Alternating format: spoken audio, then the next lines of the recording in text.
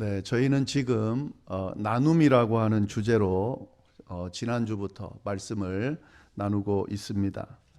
이 나눔이라고 하는 것은 제자들을 향한 예수님의 명령이다라는 말씀 우리가 함께 나눴습니다. 예수님께서는 제자들을 향해서 나누는 삶을 살라라고 명령하셨습니다. 이 명령이라고 하는 것은 지켜도 되고 안 지켜도 되는 것이 아니라요, 꼭 지켜야만 하는 것이다 라는 말씀 드렸죠. 따라서 이 나눔이라고 하는 것은 예수님을 따르는 그런 사람이라면 반드시 지켜야만 하는 그런 예수님의 명령이다 하는 사실을 우리가 기억해야 됩니다. 반드시 나눔의 삶을 살아야만 한다라는 의미가 이 안에 있다는 거죠. 예수님께서 나눔을 명령하신 이유가 두 가지가 있다는 말씀을 드렸습니다. 첫 번째는 예수님께서 나눔의 삶을 살았기 때문에 그렇다는 거죠. 예수님은 자신의 모든 것을 인류를 위해서 나누는 삶을 사셨습니다. 그래서 예수님을 따르려는 사람들에게 자신처럼 나누는 삶을 살라고 명령하고 계신 거죠. 그래서 사실은 우리 이 부분을 보면서요, 이 나눔을 통해서 어떤 결과가 주어지는지 사실 이건 중요하지 않습니다. 예수님께서 친히 나눔의 삶을 사셨고 그렇게 사셨던 분이 너희도 나눔의 삶을 살라고 명령하셨기 때문에 예수님의 제자가 되기 위해서는, 예수님의 제자라면 당연히 그 결과가 어떠하든지 간에 나눔의 삶을 살아야 한다라는 논리가 여기에 포함되어 있는 겁니다. 그런데 예수님께서는 이렇게 제자들이 이 명령에 따라야 하는 사실에도 불구하고 무조건 그냥 너는 내가 나누는 삶을 살았으니까 너희도 그렇게 살아야 돼 이렇게 말씀하지 않으셨다고 하는 사실에 우리가 주목할 필요가 있습니다.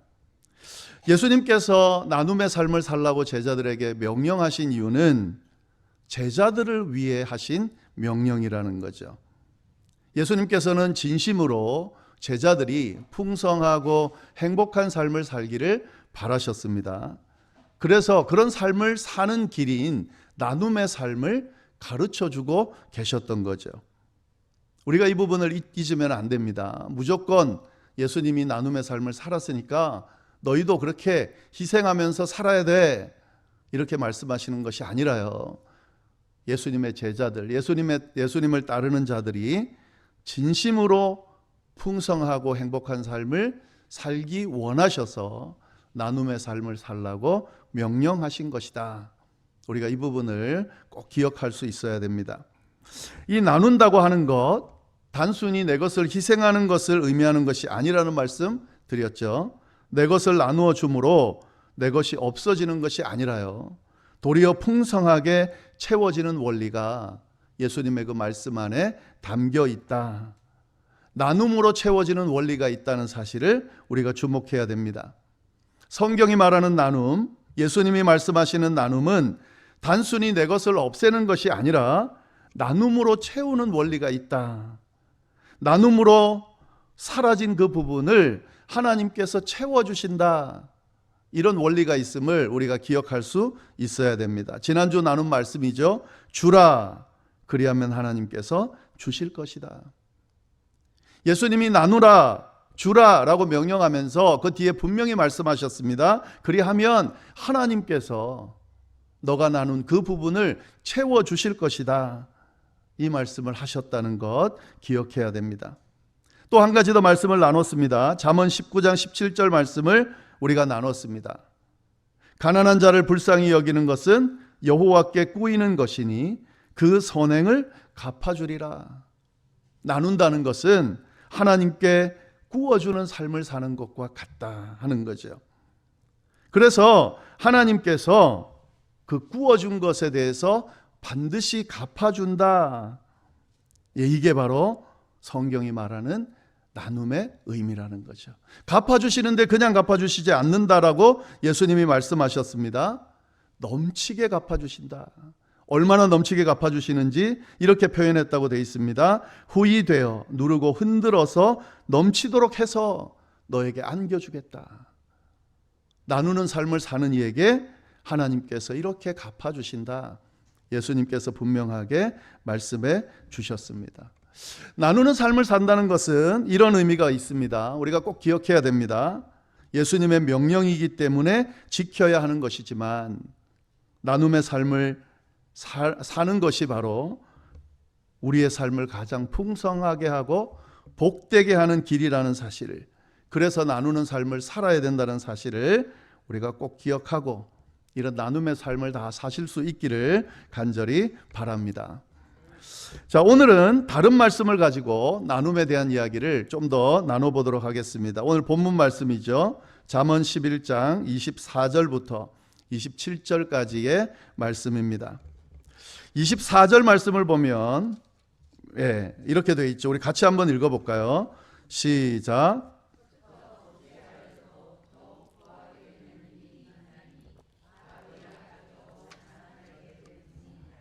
네, 성경이 지금 분명히 이야기하고 있습니다. 흩어 구제하여도 더욱 부유하게 되는 일이 있고 과도히 아껴도 가난해지는 경우가 있다. 세상 원리와는 다른 이야기를 하고 있죠. 우리가 살고 있는 이 세상에는 반대로 우리가 이야기를 하죠. 아끼고 모아야 부유하게 되고 구제든 뭐든 과도하게 돈을 사용하면 부유해질 수 없다. 심지어는 가난하게 될 수 있다. 우리는 이렇게 생각하고 살아가고 있습니다.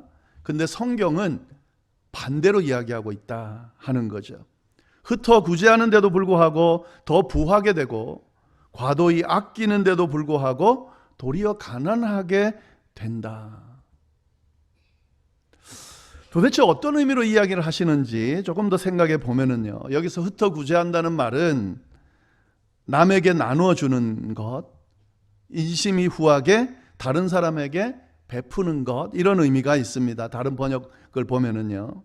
그러니까 자신의 것을 자신의 것만으로 챙기지 않고 남에게 인심이 후하게 나눠주는 그 삶을 사는 사람은 부하게 된다.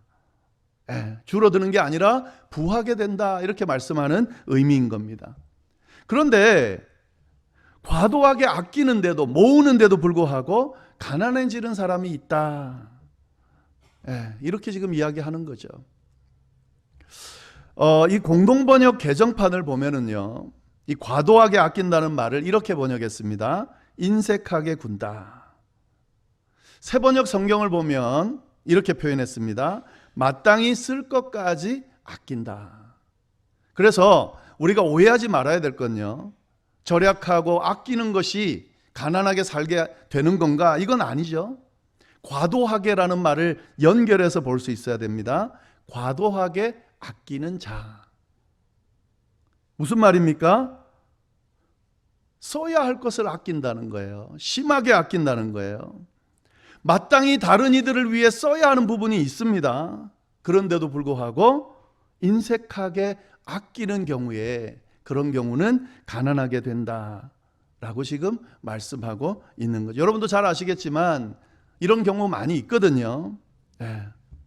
돈을 아끼는 범위를 넘어서서 써야 될 것을 아끼는 경우가 있습니다. 특별히 다른 사람을 위해서 써야 하는 경우에 그것을 아끼려고 하는 그런 경우가 있습니다. 개인의 삶이나 가정이나 또 교회 안에서 이런 모습들은 번번이 일어나는 그런 모습입니다. 써야 함에도 불구하고, 이건 꼭 써야 하는 겁니다. 그럼에도 불구하고 아낀다고 쓰지 않는 경우, 그때 어떻게 된다는 거예요? 부유하게 되기는커녕 가난하게 된다. 성경이 분명히 이야기하고 있는 거죠. 여러분 잘 보시기를 바랍니다. 유지하게 된다 이렇게 말하지 않고요, 가난하게 된다 이렇게 말하고 있습니다. 아끼는데도 불구하고, 쓰지 않고 내가 모으는데도 불구하고 유지되는 게 아니라 가난하게 된다라고 하는 거죠. 물론 여기서 말하는 이 가난하다는 말이 물질적인 가난만을 이야기하는 건 아니겠죠. 삶 전체가 가난해지는 걸 의미하는 겁니다. 물질적으로도 가난해지지만 삶이 피폐하게 된다라고 하는 거죠. 우리가 아끼려는 이유는 누리기 위한 거잖아요. 잘 모아가지고 내가 좀 누려야지 하기 위한 건데, 결국 아끼다가 쓸 것도 못 쓰고 누리지도 못하는 경우가 있다는 거예요.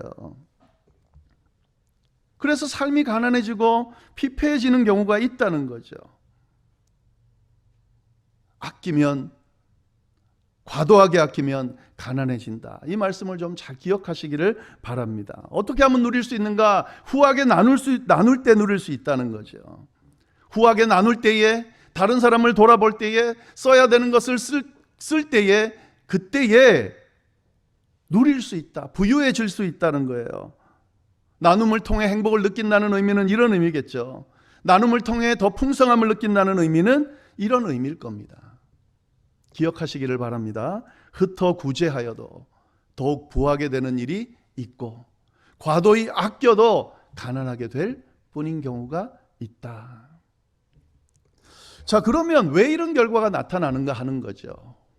왜 이런 결과가 나타날까? 25절에 그 이유가 잘 설명이 되어 있습니다. 25절 말씀 우리 같이 한번 읽어볼까요? 구제를 좋아하는 자는 풍족하여 질 것이요, 남을 윤택하게 하는 자는 자기도 윤택하여 지리라. 남에게 베풀기를 좋아하는 사람은 풍족해지기 때문이라는 거예요. 남을 윤택하게 하는 자는 자기도 윤택해지게 된다는 겁니다. 이게 무슨 말인가? 이 공동번역 개정에 보면 이 말을 이렇게 표현해 놨습니다. 남에게 은덕을 베풀어야 풍부해지고, 남을 대접해야 저도 대접받는다. 남을 대접해야 저도 대접을 받는다. 여러분, 이 말씀이 누가 하신 말씀인지 혹시 기억하실지 모르겠는데, 이건 예수님께서 하신 말씀이에요. 마태복음 7장 12절, 누가복음 6장 31절에 보면 이런 말씀이 있습니다. 남에게 대접을 받고자 하는 대로 너희도 남을 대접하라. 근데 이 예수님의 말씀이요, 황금률이라는 별명이 붙어 있습니다. 황금과도 같이 귀중한 그런 가르침이라는 거예요. 예수님은 수없이 많은 가르침을 우리에게 주셨습니다. 근데 그 많은 가르침 중에서도 이 가르침이야말로 황금과도 같은 소중한 가르침이라는 거죠. 남에게 대접을 받고자 하는 대로 너희도 남을 대접하라. 베푼 그대로 돌려받게 된다고 하는 거죠. 남에게 많이 베푼 사람은 많이 돌려받게 돼 있다는 거예요. 베풀지 않은 사람은 돌려받지 못한다는, 돌려받을 게 없다는 거죠.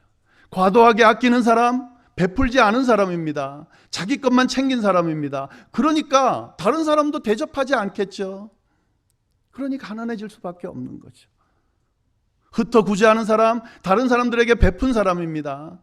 수없이 많이 베풀고 나니까 그 베푼 것에 대한 대가들이 돌아올 수밖에 없는 거죠. 그래서 풍족해지는 것이다 하는 거죠. 남을 대접하는 그것으로 인해서 내가 대접을 받기 때문에 흩어 구제하는 사람, 나누는 삶을 사는 사람이 부유해질 수밖에 없다라고 하는 그런 말씀인 거죠. 근데 사실 이것보다 더 큰 원인이 있습니다. 왜 나누면 풍족하게 살 수밖에 없는가? 진짜 원인은 하나님이 채우시기 때문에 그렇다는 거예요. 이게 지난주에 저희가 나눈 말씀의 핵심입니다. 여기 보시면은요, 25절 보면 남을 윤택하게 하는 자는 자기도 윤택해진다 이렇게 돼 있죠. 근데 이 말 안에는요, 우리 지금 한글 번역으로 보면 보이지 않는데 여기에는 물을 준다라고 하는 의미가 있습니다. 그래서 이 히브리어 원문으로 보면은 이 의미가 어떻게, 그 원문 그대로 번역을 하면요, 물을 주는 자는 물을 받을 것이다 이 의미예요. 윤택하게 하는 자는 윤택하게 된다라고 이 해석해 놓은 것이 원문 그대로 하면 물을 주는 자는 물을 받게 된다. 그래서 새 번역에는 뭐라고 번역을 해놨냐면요, 남에게 베풀기를 좋아하는 사람이 부유해지는데 남에게 마실 물을 주면 자신도 갈증을 면하게 된다 이렇게 해석하고 있습니다. 여러분, 이 의미를 좀 잘 생각해 보면 좋겠어요. 물을 주면 마시게 된다. 남을 대접하면 저도 대접을 받는다. 이런 맥락에서 보면 다른 사람에게 마실 물을 주게 되면 그 물이 자신에게도 주어져서 갈증을 면하게 될 거다. 이런 의미로 우리가 해석할 수 있습니다. 근데 우리가 이렇게만 해석하면 조금 이해가 안 됩니다. 물을 주면 물을 마시게 된다. 어떤 신학자, 매튜 헨리라고 하는 그 신학자가 이 부분을 조금 확대해서 해석을 했습니다. 저는 그 소개를 좀 시켜드리고 싶은데요. 이 말이, 물을 준다는 말이 뭐냐면, 농사를 짓는 경우에 내게 주어진 풍부한 물이 있습니다. 농사 지을 때. 그 시냇물이 있겠죠. 근데 그 물을 다른 사람에게 나눠준다는 의미가 있다고 해석을 하는 거예요. 그래서 내게 주어진 이 풍부한 물을 다른 사람에게 나눠줘서 같이 농사 짓도록 하면 하나님께서 그 모습을 보고 풍족한 비를, 흡족한 비를 내려주신다, 이런 의미로 해석을 했습니다. 다른 사람을 윤택하게 하면 윤택해진다는 말의 의미는 내가 가지고 있는 내게 주어진 풍요로운 물들을 나눠주면 하나님이 그 나눠준 것에다가 풍성하게 흡족한 비를 내려주신다 하는 거죠. 그러니까 더 풍성해질 수밖에 없다라고 하는 해석입니다. 나누면 부유해지는 이유가 여기 있다는 거죠. 하나님께서 채우신다는 거죠. 여러분이 잘 아시는 것처럼 이스라엘 땅에는 유명한 호수가 두 개가 있습니다. 하나는 갈릴리 호수고 하나는 사해입니다. 갈릴리 호수는 굉장히 풍요로운 곳입니다. 먹을 것들이 많은 것들로 가득 차 있어서 많은 사람들이 그 주변에 자리를 잡고 삽니다. 많은 생물들도 거기에 살고 있습니다. 그런데 사해는 아닙니다. 이름조차 죽은 바다란 뜻이잖아요. 갈릴리 호수보다 훨씬 크지만 같은 줄기에 있음에도 불구하고 그곳은 사람이 사는 곳이, 살 수 있는 곳이 아닙니다. 생물도 살 수 없는 곳입니다. 지금 관광객들이 그냥 찾아서 그냥 구경하는 그런 곳일 뿐입니다. 같은 강줄기에 있는데, 같은 강줄기에 있는 호수인데 다른 결과가 나타나더라 하는 거죠. 이런 차이가 어디서부터 나타나는가? 딱 한 가지입니다. 나누느냐, 움켜쥐느냐 하는 차이라는 거죠. 갈릴리 호수는 끊임없이 물을 흘려보냅니다. 그리고 흘려보낸 그 공간에는 끊임없이 물이 몰려듭니다.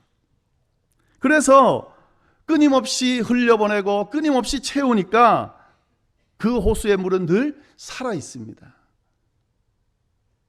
생명력이 넘치고 풍성한 생물들이 살 수 있는 그런 호수가 되는 겁니다. 그런데 사해는 아닙니다. 흘려보내지 않습니다.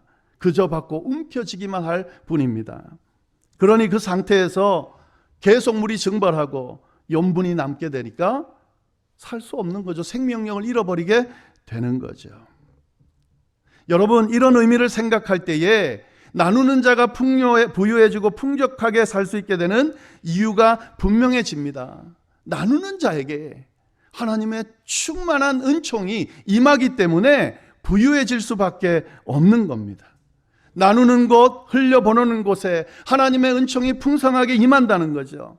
나누지 않고 움켜쥐고 아둥바둥 거리고 있는, 움켜쥐려고 아둥바둥 거리는 그곳에는 하나님의 은총이 임하려고 해도 임할 수가 없다는 거예요. 내 것으로 가득 차 있고 썩어가는 것으로 가득 차 있기 때문에 하나님의 은총이 임하려도 임할 수가 없는 거죠. 그러니까 가난해질 수밖에 없는 거죠.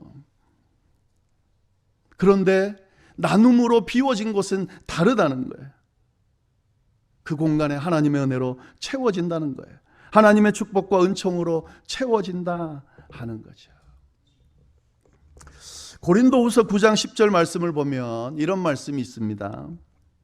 심는 자에게 씨와 먹을 양식을 주시는 이가 너희 심을 것을 주사 풍성하게 하시고 너희의 의의 열매를 더하게 하신다. 조금 더 쉽게 세번역 말씀으로 읽어보겠습니다. 심는 사람에게 심을 씨와 먹을 양식을 공급하여 주시는 하나님께서 여러분에게도 씨를 마련하여 주시고 그것을 여러 갑절로 늘려주시고 여러분의 의의 열매를 증가시켜 주실 것입니다. 공동번역 개정판도 좀 읽어드리겠습니다. 뿌릴 씨와 먹을 빵을 농부에게 마련해 주시는 하나님께서 여러분에게도 뿌릴 씨를 마련해 주시고 그것을 몇 갑절로 늘려주셔서 열매를 풍성히 맺게 해 주십니다. 그것은 여러분이 뿌린 자선의 열매입니다. 하나님은 심는 자에게 씨와 먹을 양식을 주시는 분이라는 거죠. 따라서 하나님께서는 열심히 심는 자, 열심히 나누고 구제하는 자에게 씨와 먹을 양식을 공급해 주신다는 거예요. 그런데 뿌리는 만큼 주시는 것이 아니라 여러 갑절로 풍성하게 주신다는 겁니다. 그래서 나누는 자가 누릴 수 있도록 자선의 열매, 의의 열매로 가득 차게 해 주신다 라고 하는 사실이죠. 이게 성경이 말하는 나눔의 원리입니다. 나누면서 누리는 하나님의 은총이 있다는 거예요. 하나님께서는 당신의 은총을, 은혜를, 축복을 우리에게 풍성하게 허락하시기를 원하십니다. 그래서 네가 갖고 있는 것, 너에게 주어진 것 움켜쥐고 나누지 않으려고 기를 쓰지 말고 풍성하게 나눠짐으로 채워지는 그 하나님의 은혜를 경험하라고 말씀을 통해서 우리에게 명령하고 계신 거죠. 여러분이 나눔의 원리를 우리 꼭 기억하고 우리 함께 나눔의 삶을 살게 되기를 간절히 바랍니다. 그래서 나누는 자들에게 부어주는 하나님의 은총이 무엇인지 우리 좀 경험했으면 좋겠습니다. 그렇게 경험하는 분들이 있을 거예요. 맛을 본 분들이 있을 거예요. 더 열심히 나누고 베풀고, 그래서 그 빈 공간을 갑절로 채우시는 하나님의 은혜로 가득가득 우리의 삶을, 또 우리 자손들의 삶을 채움으로 정말 복되고 은혜로운 그런 신앙인의 삶을 살아가는 우리 모두가 될 수 있기를 간절히 바랍니다. 개인뿐만 아니라 우리 가정뿐만 아니라 제발 우리 교회도 좀 그랬으면 좋겠어요. 이래서 안 되고 저래서 안 되는 게 아니라 어떤 상황에서도 나눠야 될 것들은 나누며 그렇게 좀 베푸는 교회가 되면 좋겠어요. 구제하고 전도하고 선교하는 교회가 좀 됐으면 좋겠어요. 저를 발목 잡는 게 아니고 저보고 좀 하라고 밀어주셨으면 좋겠어요. 이렇게 모든 교인들이 마음을 모으고 그렇게 좀 넉넉하게 베풀고 그렇게 풀어주는 그런 교회가 되면 교회뿐만 아니라 이곳에 속한 목사와 여러분들 하나님께서 책임져 주실 거예요. 넘치는 축복으로 우리와 우리 가정과 우리 자녀와 자손들, 그리고 우리 교회와 연결되어지는 수많은 지역에 이런 넘치는 하나님의 은총으로 가득가득 채워 주실 겁니다. 이거를 경험하는 그런 우리 교회, 저와 여러분들 되기를 간절히 바랍니다. 기도하겠습니다. 하나님 아버지, 참으로 감사합니다. 귀한 말씀을 통하여 저희가 이 종말의 때에 어떻게 살아야 하는지 또 깨우치고 알려주셔서 감사합니다. 나눔의 원리 안에 담겨 있는 그 의미를 저희에게 허락하시면서 주님께서 명령하신 이 나눔의 삶을 삶으로 말미암아 주님께서 부으시는 은총과 축복을 받아 누리는 삶을 살게 하도록 이끌어 주셔서 감사합니다. 단지 머리로만 듣는 말씀이 아니라 우리의 삶 가운데 드러나게 해 주시고, 그래서 정말 나누는 삶을 살게 해 주시고 나눔으로 누리는 그 하나님의 은총으로 가득 찬 삶이 될 수 있도록 주여 역사하여 주옵소서. 함께하여 주시리라 믿고 모든 말씀을 예수님의 이름으로 기도드립니다. 아멘.